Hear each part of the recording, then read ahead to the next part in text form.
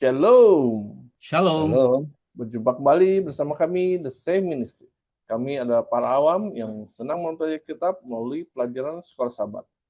Dan di pelajaran minggu ini, di pelajaran keempat, kita akan kembali mengulas dan membahas pelajaran yang keempat ini dengan judul Dosa di dalam Jemaat. Dan para panelis sudah hadir di sini, dan kita akan memperbincangkannya bersama-sama. Sebelumnya kita akan berdoa. Mari kita berdoa. Bapa kami yang bertinggi dalam surga, kami bersyukur dan berterima kasih padamu karena kami dapat berkumpul untuk membicarakan firman. Biar Roh Kudus menerangi hati kami agar apa yang kami bicarakan semuanya berkenan di hadapan ya Tuhan. Dan boleh menjadi berkat bagi banyak orang. Terima kasih ya Tuhan, terpujilah namamu. Di dalam nama Tuhan Yesus Kristus kami berdoa. Amin. Sebelum kita memulai dalam seminggu ini hari per hari, kita dengar Pak Tobing untuk menjelaskan apa saja yang kita pelajari.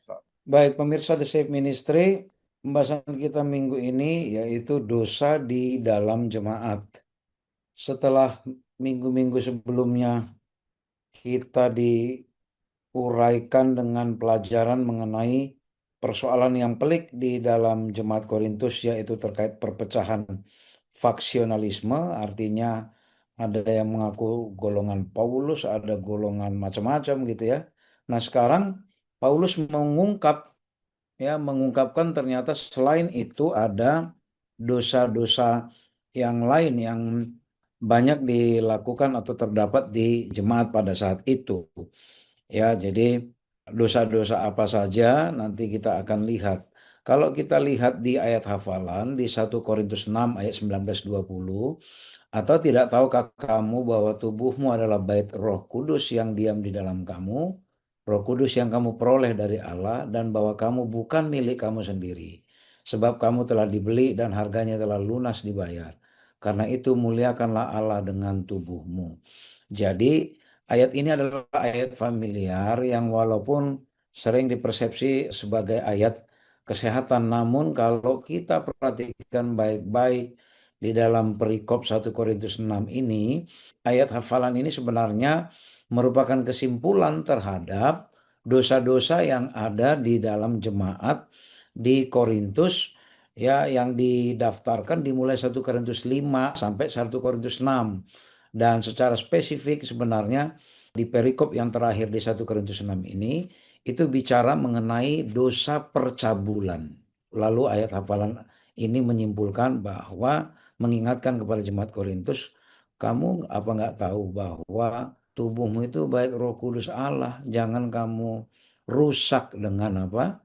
Dengan percabulan. Itulah maksud dari ayat ini. Nanti kita akan lihat ya berbagai macam persoalan yang jadi di luar salah. Nah, demikian pemirsa The Safe Ministry dan Pak Simon sebagai pengantar bagi kita. Terima kasih Pak Tobing untuk penjelasannya. Dan kita akan melanjutkan ke topik selanjutnya di hari Minggu dengan judul kesenjangan antara iman dan praktek. Dan di dalam sekolah sahabat ini dibicarakan bahwa ada perbuatan yang sangat menjijikan, yaitu tentang incest ya, antara hubungan antara anak dan ibu gitu ya. Dan dikatakan di sini bahwa kita menganggapnya hal itu hal biasa, semua atas nama kasih dan penerimaan. Dan kita dengar penjelasan tentang ini dari Pak Tobing. Baik, pelajaran hari ini fokus tertulis di 1 Korintus 5 ayat 1 sampai 13 ya, dan ada dua dosa yang sangat menonjol yang didapati Paulus di jemaat Korintus yang menunjukkan ketidaksinkronan antara iman atau ajaran yang mereka yakini dengan praktek yang dilakukan. Tadi salah satu sudah disebutkan oleh Pak Simon sebagai pengantar dalam pelajaran ini, yaitu incest. Apa itu? Jadi kalau kita lihat di 1 Korintus 5 ayat 1 ya dikatakan memang orang mendengar bahwa ada percabulan di bangsa yang tidak mengenal Allah, yaitu bahwa ada orang yang hidup dengan istri ayahnya. Jadi sangat keji sekali sampai-sampai Paulus bilang, bahkan bangsa-bangsa yang tidak kenal Allah pun saya tidak pernah mendapati dosa ini. Yaitu katanya ada anak yang hidup dengan istri ayahnya. Jadi kalau penjelasan para dari para teolog atau scholar Alkitab mengatakan bahwa ada ada pria atau anak yang melakukan hubungan incest dengan ibu tirinya. Ya, jadi suami dari bapaknya atau ibu lanjut ya, ibu lanjut itu melakukan hubungan layaknya suami istri, tidak wajar. Ya, jadi bahkan Paulus bilang, saya nggak pernah dapatin ini di bangsa-bangsa yang nggak mengenal Allah. Ya, nah situasi ini didapat oleh Paulus dari siapa? Dari laporan dari keluarga Chloe. Ya, jadi Paulus benar-benar terkejut sekali, ya benar-benar terkejut sekali dengan keadaan itu. Kalau di ayat 11 dikatakan ada dosa yang lain lagi selain dengan itu, ya. Jadi dikatakan, tetapi yang kutuliskan kepada kamu ialah supaya kamu jangan bergaul dengan orang yang sekalipun menyebut dirinya saudara adalah orang cabul, kikir, penyembah berhala, pemfitnah, pemabuk atau penipu. Dengan orang yang demikian janganlah kamu sekali-sekali makan bersama-sama. Ya, jadi selain dosa incest tadi itu ada lagi yang dosa yang seperti yang disampaikan di ayat 11 tadi ini. Nah, yang paling memprihatinkan Paulus ya selain jenis dosanya itu, yang paling memprihatinkan adalah sikap mereka, ya sikap mereka yang seolah-olah mentolerir, ya mentolerir dosa itu, bukan hanya mentolerir, bahkan sombong bangga. Kalau di ayat 2 dikatakan sekalipun demikian kamu sombong, ya. Jadi artinya orang Kristen di jemaat Korintus sudah melakukan perbuatan cabul yang bahkan tidak pernah didapati Paulus di orang yang tidak mengenal Allah pun. Udah begitu mereka masih sombong. Dalam istilah kerennya mungkin dalam bahasa Inggris glorify sin gitu ya. Membanggakan dosa. Ya, bangga mereka kalau mereka mampu melakukan itu ya. Sama kalau misalnya kayak kita mungkin kita cerita-cerita ke teman ketika kita berhasil menipu atau mengelabui orang lain. Mungkin kita bangga sambil menceritakan itu. Atau kita bisa membuat orang lain ketakutan atau kita lakukan kekerasan lalu orang lain takut sama kita. Kita bangga menceritakan itu. Atau mungkin ada seorang muda atau seorang laki-laki misalnya mencabuli perempuan-perempuan yang bukan istrinya, lalu dengan ketawa dan bangga menceritakan itu. Kira-kira seperti itu kondisinya, glorify sin, membanggakan dosa. Jadi bukan hanya jenis dosanya itu yang meresahkan atau yang membuat Paulus gelisah atau prihatin, tapi apa dikatakan? Tapi sikap mereka yang sombong, ya seolah-olah membanggakan perbuatan apa? Perbuatan tidak baiknya itu. Jadi pemirsa The Shape Ministry ini pelajaran yang baik bagi kita. Ya, jangan sampai kadangkala mungkin kita merasa kita berani dibanding orang lain. Ya, kita lebih lebih hebat dibanding orang lain karena kita berani melakukan kesalahan. Misalnya contoh kecil misalnya, mungkin kita bangga menceritakan ke orang lain ketika kita melanggar lalu lintas dan tidak ketahuan. Ya, ini sebagai contoh kecil saja misalnya. Melanggar lalu lintas kita tidak kedapatan atau tidak ketangkap polisi, lalu kita bangga. Atau mungkin kita melakukan pelanggaran lalu lintas lalu dikejar polisi dan kita berhasil meloloskan lalu kita bangga. Itu contoh kecil. Ya, ini ekstrim yang dialami oleh jemaat Korintus. Membanggakan dosa, ya membanggakan satu kesalahan. Itu sangat sangat meresahkan. Dan kita mengajarkan kita tidak menoleransi dosanya. Kita sayang orang yang melakukan dosa itu, tapi kita tidak mentoleransi dosanya. Ya, inilah kesenjangan antara iman yang mereka yakini dengan praktek kehidupan. Nah, ini juga menjadi apa? Menjadi satu momen yang baik untuk kita introspeksi. Ada hal-hal lain apa yang menunjukkan kesenjangan antara yang kita gitukan dengan yang kita praktek. Kami sebagai analis antara yang kami sampaikan dengan yang kita praktekkan dalam hidup. Ini waktunya untuk melakukan introspeksi. Kami juga mengajak para pemirsa The Safe Ministry, jika ada di antara kita yang mungkin masih begitu gampangnya melakukan sesuatu atau mengkhotbahkan sesuatu yang kita sendiri sebenarnya tidak praktekkan. Ini mungkin waktunya bagi kita apa? melakukan introspeksi. Demikian pembelajaran yang kita dapat dari pelajaran hari ini, Pak Simon dan pemirsa The Safe Ministry. Terima kasih Pak Tobing untuk penjelasannya.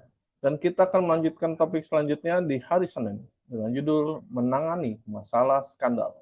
Dan di dalam pelajaran ini dikatakan Paulus sangat sulit ketika menangani masalah seksualitas. Itu juga mungkin bagi kita juga ya. Tapi Paulus tetap berpedoman pada Alkitab. Maka itu dia melakukan disiplin jemaat. Dan kita dengar penjelasan tentang hal ini dari Pak Fajar. Baik, pemirsa The Safe Ministry. Paulus itu memberikan satu perhatian yang sangat begitu dalam, khususnya bagi bagaimana cara menangani masalah skandal, percabulan, berkaitan dengan seksualitas. Dan Paulus sendiri juga memberikan penjelasan dalam 1 Korintus 5 bahwa skandal seksualitas ini memerlukan disiplin dari jemaat itu sendiri. Ia mengatakan bahwa pria yang melakukan incest itu harus disingkirkan. Jadi apa yang dikatakan oleh Alkitab, memang kalau dari latar belakang zaman dahulu ya, pada zaman dahulu bahkan mungkin kita juga tahu, zaman kerajaan Romawi, anaknya naik raja, yang jadi permasyuri adalah ibunya sendiri. Dan ini memang kita tidak bisa membantah akan hal itu ya. Jadi kita bisa bayangkan bagaimana Rasul Paulus sangat begitu sulit dan mengatakan bahwa ini menjadi satu satu hal yang sangat penting ya. Bagaimana caranya mengatasi masalah seksualitas di jemaat. Satu-satunya jalan Mbak Simon dan pemirsa itu sebenarnya adalah mengenai pemulihan ya. Pemulihan. Mari kita baca beberapa ayat khususnya di dalam 1 Korintus 5 ya. 1 Korintus 5 ayat yang pertama sampai ayat yang ke-13. Ayat pertama sampai ayat yang ke-13. Yang pertama, saya coba akan bacakan. Memang orang mendengar bahwa ada percabulan di antara kamu dan percabulan yang begitu rupa, seperti yang tidak terdapat sekalipun di antara bangsa-bangsa yang tidak mengenal Allah. Yaitu bahwa ada orang yang hidup dengan istri ayahnya. Artinya apa? Orang yang tidak mengenal Allah sendiri tidak melakukan hal itu. Tidak melakukan hal itu. Sementara Rasul Paulus itu menemukan hal itu uh, terdapat pada orang-orang atau bangsa-bangsa yang mengenal Allah ya. Dan memang seperti yang dikatakan oleh panelis saudara Elvin, kemungkinan besar bahwa Rasul Paulus mendapat laporan dari jemaat yang ada di Korintus. Kemudian ayat yang ketiga ya, sebab aku sekalipun secara badani tidak hadir, tetapi secara rohani hadir.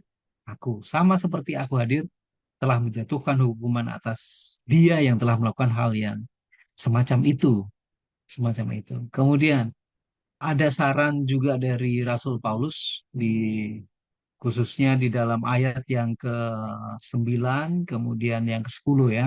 Dalam suratku telah kutuliskan kepadamu supaya kamu jangan bergaul dengan orang-orang cabul. Yang aku maksudkan bukanlah dengan semua orang cabul pada umumnya dari dunia ini atau dengan semua orang kikir atau penipu atau dengan semua penyembah berhala. Karena jika demikian kamu telah meninggalkan dunia.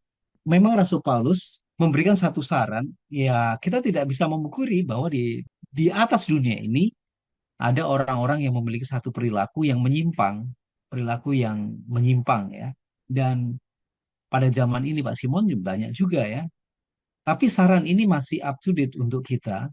Kita tidak secara terang-terangan terbuka untuk bergaul dengan mereka. Meskipun Injil kebenaran ini, kita kan mesti harus menyampaikan kabar ini kepada orang, ke semua orang, termasuk orang yang memiliki satu perilaku yang menyimpang ini ya. Tetapi dikatakan, konteks yang diberikan oleh Rasul Paulus itu supaya kita itu tidak bergaul. Artinya sehari-hari, pergaulan kita sehari-hari tidak dianjurkan ya bergaul dengan mereka. Karena apa? Takutnya pengaruh pergaulan setiap hari itu akan mengubah perilaku kita juga akan mengikuti seperti halnya perilaku yang mereka jalani selama ini. Saya ada beberapa rekan-rekan kami ya. Pada waktu kami berkuliah di Jogja itu juga yang mendapatkan satu cerita ada beberapa rekan kami yang berkuliah karena dia bergaul dengan orang-orang yang sama senang dengan sesama jenis. Pada akhirnya dia juga juga memiliki perilakunya juga berubah mengikuti lingkungan yang membentuk kehidupan dia. Jadi saya rasa Rasul Paulus ini memiliki satu pemikiran ya. Meskipun kita mendapati di beberapa jemaat mereka melakukan hal tersebut ya, ada penyimpangan dan lain sebagainya, memang yang diminta oleh Paulus itu supaya mereka dipulihkan ya, bukan berarti dibuang ya.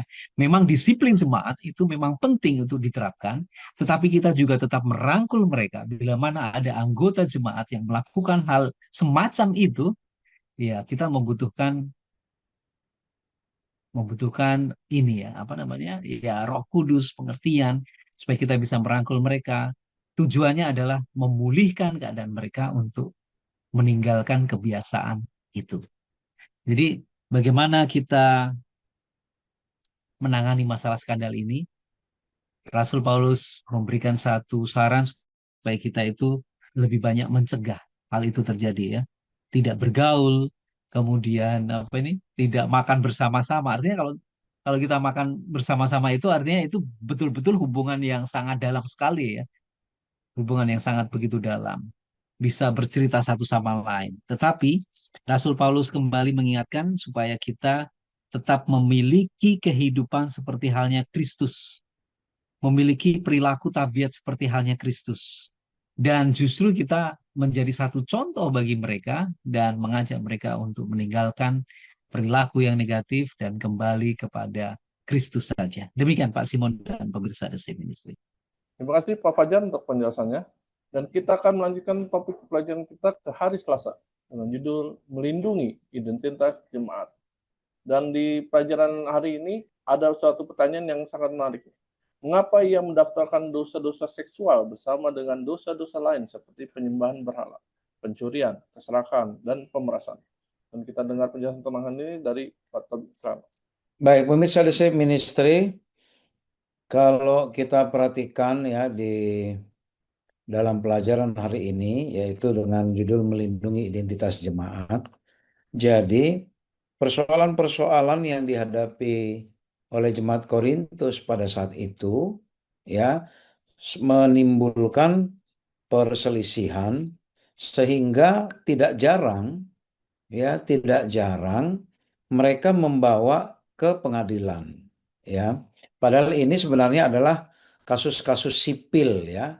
Kasus-kasus sipil ini bukan kasus pidana. Jadi seperti misalnya orang pria tidur dengan istri atau dengan ibunya atau istri ayahnya. Ya ini kan bukan kasus pidana.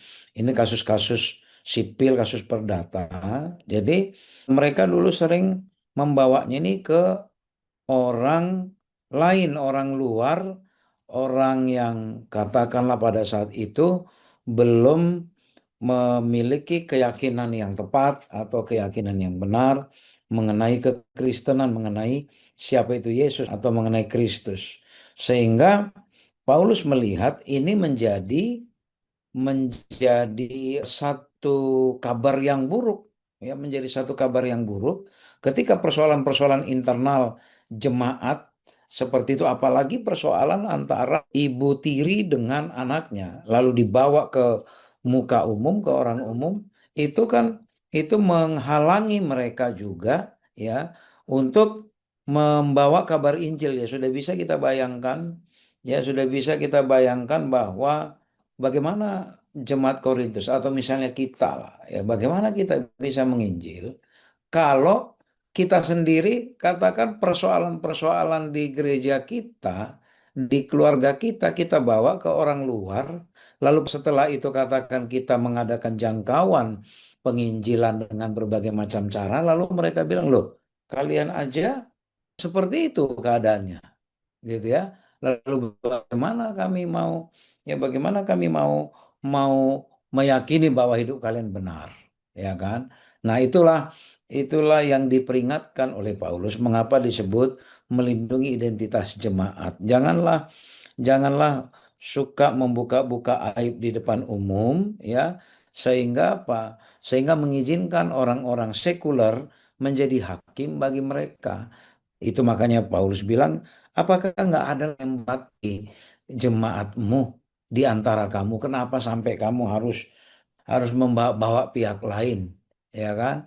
Jadi ini bahayanya, ya, ini bahayanya ketika persoalan-persoalan sipil seperti itu, ya, persoalan sipil seperti itu kita bawa pengadilan umum atau ke orang yang mungkin justru menjadi target atau menjadi orang-orang yang atau pihak yang perlu kita jangkau dengan Injil. Lalu pertanyaan tadi yang disampaikan oleh Pak Simon, mengapa ia mendaftarkan dosa-dosa seksual bersama dengan dosa-dosa lain seperti penyembahan berhala, pencurian, keserakahan, dan pemerasan?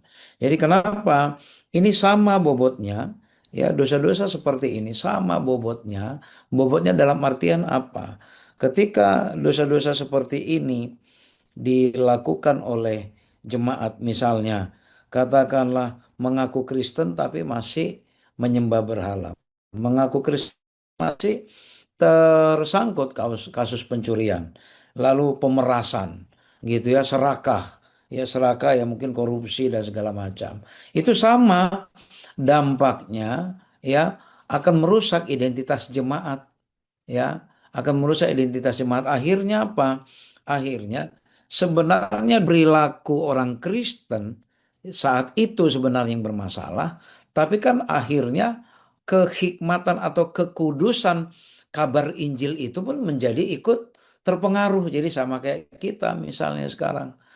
Kalau kita mengaku Kristen, mengaku memiliki kebenaran, kabar kebenaran, ya, pemahaman yang paling benar terhadap Alkitab, ajarannya benar, tapi ketika kita sedikit-sedikit berperkara dengan pihak luar, sama halnya dengan kita didapatin orang, ternyata kita juga suka mencuri, korupsi, sama dengan yang lain, ya kan? Yang kita bilang bahwa kita benar, orang lain itu masih perlu kita jangkau untuk hal yang benar, lalu orang akan bilang apa? Ah, kamu hanya bisa ngajarkan. Sehingga apa? Kadar atau kualitas pekabaran mengenai Kristus itu menjadi tersamarkan atau tertutupi dengan perilaku-perilaku buruk kita. Sehingga apa?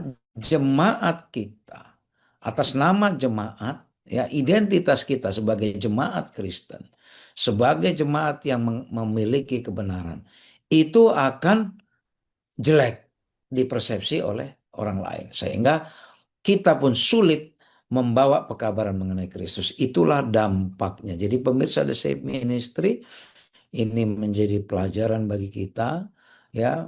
Sekarang ini juga banyak gereja-gereja yang bermasalah, bertengkar, ya, berselisih satu sama lain, tidak bisa menahan diri. Lalu persoalan-persoalan kecil pun dibawa ke pihak luar.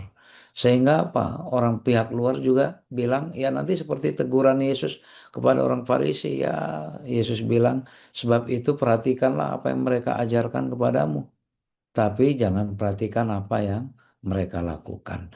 Ini menjadi renungan bagi kita supaya kita janganlah menjadi membuat Injil itu sulit kita kabarkan oleh karena apa? Oleh karena aib-aib kita. Kita dikit-dikit umbar, kita bawa ke pihak-pihak luar. Demikian pemirsa The Save Ministry dan Pak. Terima kasih Pak Tobing untuk penjelasannya.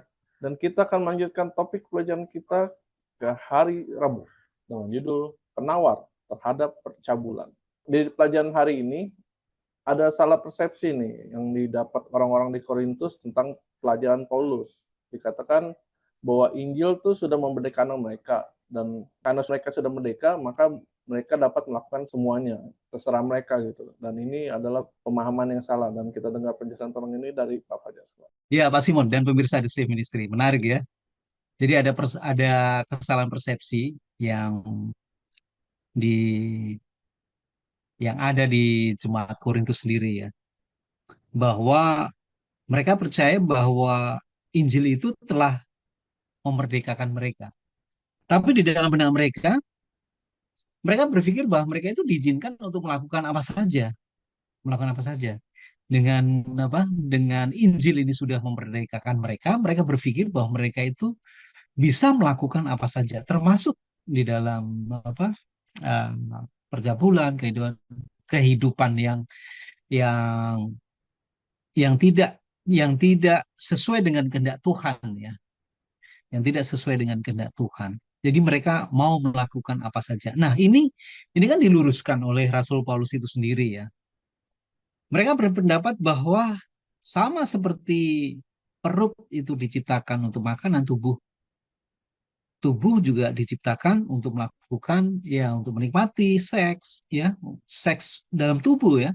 Paulus menjawab bahwa ini adalah penafsiran yang keliru tentang bagaimana seseorang Kristen itu sudah dimerdekakan. Bukan seperti itu ya, bukan semau ya seenak perutnya ya, seenak perutnya mereka melakukan apa saja, tetapi ada batas-batas yang harus mereka ketahui. Memang Injil sudah memerdekakan mereka, sudah memberikan mereka dari dosa, tapi bukan berarti mereka dibebaskan untuk melakukan dosa-dosa tersebut ya, dosa-dosa seperti halnya percabulan, kemudian perselingkuhan dan lain sebagainya. Nah, ada beberapa penawar yaitu terhadap dosa percabulan ini ya, ada tiga yang dianjurkan oleh Rasul Paulus. Yang pertama itu bagaimana kita diidentifikasi sebagai orang yang telah disucikan atau dikuduskan dan dibenarkan dalam nama Tuhan Yesus dan oleh Roh Allah sendiri. Jadi Rasul Paulus itu juga mendorong kita semuanya menyadarkan bahwa kita itu sebetulnya dengan apa kita sudah dimerdekakan oleh Tuhan, kita itu sudah disucikan, kemudian sudah dikuduskan dan dibenarkan ya. Nah, dosa-dosa yang terdapat di dalam 1 Korintus 6 ayat 9 dan 10 ini serta percabulan yang dikecam oleh Rasul Paulus dalam 1 Korintus 6 ayat 12 dan 20 itu sudah tidak memiliki satu tempat dalam kehidupan mereka tentunya ya.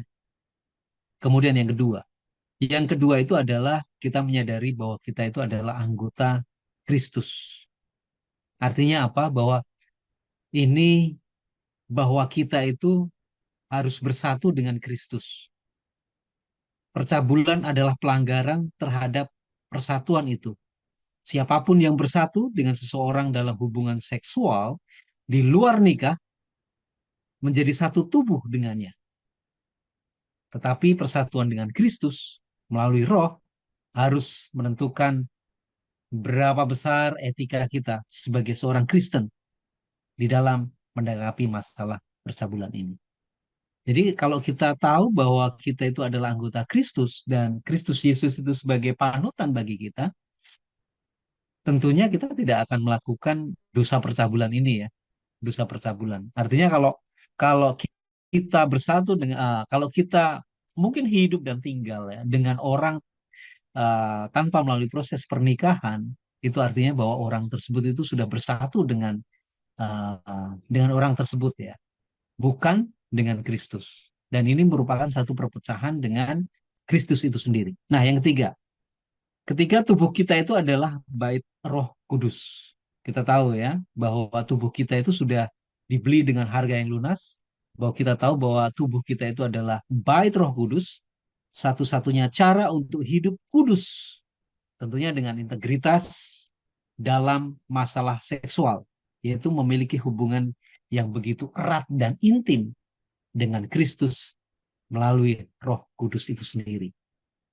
Nah, di tempat lain, Rasul Paulus juga merujuk pada pengalaman menjadi bait roh dalam hal mempersembahkan tubuh sebagai persembahan yang hidup, yang kudus, yang tidak bercacat celah dan berkenan kepada Allah. Artinya, dengan tubuh kita itu sendiri, kita itu mesti memberikan yang terbaik kepada Kristus itu sendiri ya. Kita mempersembahkan tubuh kita itu sendiri kepada Kristus. Kalau kita melakukan satu perbuatan dosa, salah satunya contohnya tadi percabulan gitu ya, berarti kan ada satu cacat celah. Kita tidak pantas juga untuk memberikan persembahan ini kepada Allah itu sendiri. Nah, oleh karena itu Pak Simon dan pemirsa The Safe Ministry, obat penawar yang diberikan oleh Rasul Paulus ada tiga, yaitu kita menyadari bahwa kita sudah disucikan, dikuduskan, dan dibenarkan. Kemudian yang kedua, bahwa kita itu adalah anggota tubuh daripada Kristus, perlu dipersatukan ya. Dan yang ketiga, kita menyadari bahwa kita itu adalah bait Roh Kudus, dan kita patut untuk menjaga ya, menjaga kekudusan dari tubuh kita, dan kita berlaku untuk tidak bercacat celah. Demikian Pak Simon dan pemirsa The Safe Ministry. Baik, terima kasih Pak Fajar untuk penjelasannya. Dan kita akan melanjutkan topik selanjutnya di hari Kamis dengan judul Menikah dan Lajang. Nah, di dalam hari Kamis ini juga ada seperti salah pengertian nih. Dikatakan kan tadi tubuh kita harus dipenuhi Roh Kudus. Nah, disangkain Paulus tuh menganggap remeh pernikahan. Dan kita dengar penjelasan terlebih tahun ini dari Pak Fajar. Iya, Pak Simon dan pemirsa The Safe Ministry. Kita tahu bahwa tubuh kita itu adalah bait Roh Kudus ya. Dan itulah cara supaya kita itu bisa hidup kudus, hidup dengan benar ya. Sehingga kita tentunya sanggup hidup berbeda dengan kehidupan yang orang dunia lakukan ya. Tentunya dengan pertolongan Roh Kudus dari lingkungan kita yang baik dan benar, maka kita akan bisa dikatakan sebagai jemaat yang kudus, jemaat atau gereja yang kudus. Petunjuk mengenai pernikahan dan hidup lajang itu diatur oleh Rasul Paulus dengan baik ya. Bahkan dia sangat menekankan bagi orang-orang yang masih lajang, dia Pak Simon, Rasul Paulus ini memberikan contoh seperti halnya dia ya. Artinya bahwa Paulus ini dia hidup hidup lajang ya. Tapi dia bisa menahan ya, menahan bertarak untuk tidak jatuh dalam dosa kesayangan seperti itu. Tetapi saran daripada Rasul Paulus, bila mana seseorang seseorang itu tidak kuat atau tidak bertarak kemudian tidak sanggup, lebih bagus dia menikah, ya. Mari kita coba baca ya. Di dalam 1 Korintus 7 ya. 1 Korintus 7 itu tentang pernikahan. Adalah sekarang, ini ayat yang 1 ya. Ini menarik sekali. Dan sekarang tentang hal-hal yang kamu tuliskan kepadaku adalah baik bagi laki-laki kalau ia tidak kawin. Ini yang disampaikan oleh Rasul Paulus ya. Dan kita tahu Rasul Paulus dia tidak kawin ya. Tetapi mengingat bahaya percabulan, baiklah setiap laki-laki itu mempunyai istrinya sendiri dan setiap perempuan mempunyai suaminya sendiri. Nah, ini tantangan bagi Rasul Paulus untuk menyampaikan pekabaran Injil ini ya. Mesti dia tahu pada waktu dia menyampaikan pekabaran Injil ini ada satu halangan atau barrier di kehidupan jemaat Korintus itu tentang bahaya percabulan. Nah, bagaimana Rasul Paulus itu mencoba untuk mencari satu jalan keluar dan memberikan pengertian, pembelajaran kepada orang-orang Korintus ini. Dan dia tahu bahwa kayaknya orang-orang Korintus itu tidak menganggap serius mengenai bahaya percabulan ini ya, mengenai bahaya kehidupan mereka, seks bebas tentunya ya. Itu mereka tidak menganggap menjadi sesuatu hal yang sangat serius. Tetapi bagi Paulus, perilaku percabulan ini sangat begitu serius. Nah, kemudian bila mana mereka mungkin ada satu slack atau mungkin ada sedikit perseteruan di antara mereka, Rasul Paulus itu juga memberikan satu saran. Ini langkah yang terbaik ya. Janganlah kamu saling menjauhi kecuali dengan persetujuan bersama untuk sementara waktu supaya kamu mendapatkan kesempatan untuk berdoa. Sesudah itu hendaklah kamu kembali hidup bersama-sama supaya iblis jangan menggodai kamu karena kamu tidak tahan bertarak. Rasul Paulus kembali juga memberikan satu saran yang terbaik. Bila mana mungkin kita berseteru dengan pasangan kita, itu bahaya kalau masuk orang ketiga ya. Bisa bisa bisa berpisah untuk Paulus kembali memberikan baiklah kamu berpisah tapi berpisah dengan kesepakatan bersama supaya menemukan satu jalan keluar tapi sambil berdoa. Tetapi Rasul Paulus juga menyarankan setelah itu kembalilah hidup bersama. Artinya saling mengampuni. Saling mengampuni. Ini luar biasa sekali ya. Karena apa bahaya sekali apabila ada orang ketiga hadir di dalam rumah tangga kita ya, itu bahaya sekali. Oleh karena itu kembali Rasul Paulus tetap menekankan mengingatkan bahwa Tuhan itu menciptakan tentang seks itu agar dapat dinikmati hanya dalam pernikahan. Jadi artinya tidak boleh dinikmati di luar pernikahan. Paulus kembali mendorong supaya bagi orang yang lajang, kalau seandainya dia bisa bertarak, okelah dia lajang. Tetapi bagi mereka yang tidak kuat, sebaiknya mereka mengambil istri ya. Begitu juga dengan istri mengambil suaminya. Jadi pada saat lajang, ya tunggu menikah. Salah satu contoh nih Pak Simon ya. Rasul Paulus kembali mendapatkan satu referensi dari Yusuf. Kita tahu bahwa pengalaman Yusuf itu digoda bukan hanya sekali dua kali. Bahkan istri Potifar itu merengek-rengek Pak Simon. Untuk minta, ya mungkin dilayani orang-orang Mesir ya, orang Mesir. Tetapi lagi-lagi Yusuf itu mengatakan dia tidak bisa melakukan itu, ya tidur bersama ya, tidak bisa melakukan itu kecuali dalam pernikahan. Dan Yusuf menunggu istri kembali lalu menggoda ya. Karena apa Pak Simon? Yusuf mengatakan bagaimana mungkin saya melakukan perbuatan ini sementara Allah melihat itu di hadapan Allah, di hadapan Allah. Bagaimana mungkin saya melakukan perbuatan dosa di hadapan Allah? Jadi lagi-lagi bagi pemirsa The Safe Ministry, kita selalu ingat akan pengalaman Yusuf. Kalau kita mungkin merasa terbang, ingat bahwa ada Tuhan yang selalu memperhatikan kehidupan kita. Mau kalian sembunyikan ya, mau kalian sembunyikan tapi Tuhan tahu. Mau kalian mau kalian nggak ada CCTV, nggak ada saksi, Tuhan tahu. Cobalah ingat akan pengalaman Yusuf ini. Jadi Pak Simon, kalau memang itu keputusan untuk lajang, tetaplah untuk lajang, tetapi tidak kuat, sebaiknya untuk menikah. Inilah saran dari Rasul Paulus. Demikian Pak Simon dan pemirsa di sini. Terima kasih Pak Fajar untuk penjelasannya. Tidak terasa kita akan mengakhiri pelajaran kita dalam minggu ini, dan kami minta Pak Tobi untuk merangkumkan apa saja yang telah kita pelajari. Pemirsa The Safe Ministry, secara umum bahwa dosa di dalam jemaat Korintus pada saat itu menunjuk kepada percabulan.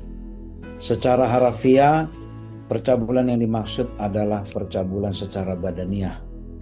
Ya, hubungan seks yang tidak wajar ya antara anak dengan istri ayahnya, antara pihak lain yang bukan pasangan yang sah.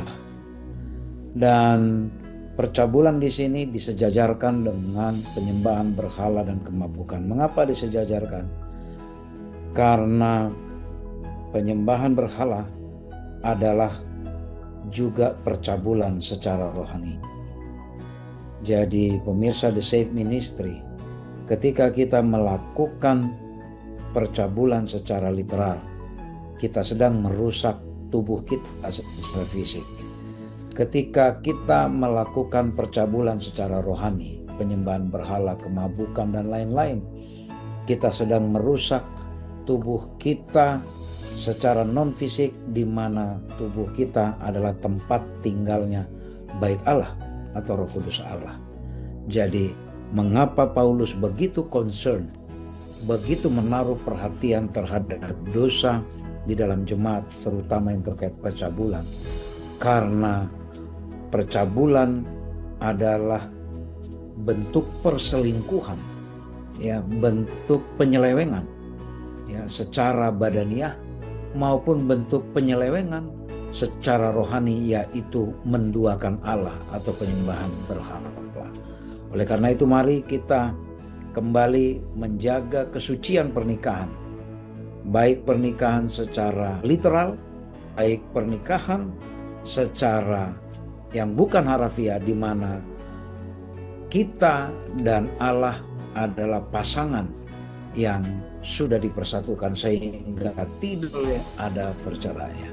Tidak boleh ada ceraian yang bukan karena dipisahkan oleh kematian. Mengapa disebut kematian? Kematian itu kalau sampai kita bercerai, baik secara literal maupun secara rohani, berarti kita sudah mati.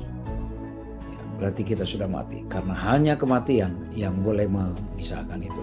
Pemirsa The Save Ministry, marilah kita mengingat bahwa tubuh kita ini adalah bait suci Allah. Jangan kita rusak dengan tindakan percabulan, dan juga sekaligus tempat Allah diam untuk melakukan pekerjaan-pekerjaan mujizat yang Tuhan akan lakukan bagi kita. Kiranya Tuhan memberkati kita. Terima kasih kepada para penulis, Pak Alvin dan Pak Fajar, penjelasannya dalam 1 minggu ini. Bila kita juga dijauhkan dari hal-hal yang tidak baik, yang bagaimana jemaat Korintus lakukan, dan biarlah kita juga selalu meminta kuasa Tuhan untuk membantu kita untuk tidak melakukan semua. Dan kita akan menutup pelajaran kita dalam minggu ini, dan kami minta Pak Fajar untuk berdoa. Baik, kita satu dalam doa. Kembali kami datang menghadap kehadirat-Mu Tuhan. Terima kasih atas pelajaran yang luar biasa. Bagaimana pengalaman Rasul Paulus menangani masalah percabulan di jemaat Korintus ini. Biarlah kita boleh menggunakan supaya kami tetap bersatu di dalam Kristus, tetap selalu mengandalkan Engkau. Kami menyadari bahaya percabulan pada zaman di mana kami hidup pun masih tetap menghantui di dalam kehidupan kami. Namun kami yakin percaya bahwa bersatu dapat boleh mencegah akan hal itu, dan kami dapat boleh membantu barangkali saudara-saudara kami akan jatuh dalam perbuatan dosa tersebut. Kami rindu Tuhan akan membantu dan menolong kami semuanya bila kami akan tetap berpaut dengan Tuhan, tetap memiliki satu kesetiaan secara rohani, maupun tetap menjaga keutuhan di dalam rumah tangga kami masing-masing. Kiranya Tuhan juga memberkati seluruh pemirsa dan dimanapun mereka berada, dan mereka akan tetap semangat untuk menjalani kehidupan bersama dengan segenap keluarga tercinta, sembari kami akan menanti akan kedatangan Yesus yang tidak lama lagi. Doa yang tidak sempurna ini kami serahkan semuanya dalam tangan-Mu Yesus Kristus, penebus dan juru selamat kami. Amin. Amin. Terima kasih pada para pemirsa yang telah menyaksikan video ini. Biarlah video ini boleh menjadi berkat bagi kita. Dan jika Anda berkenan, Anda boleh suka video ini, berlangganan di channel kami, membagikan, dan juga mengkomen di kolom komentar. Dan kita akan melanjutkan pelajaran kita di minggu depan. Shalom. Shalom. Halo, berkati.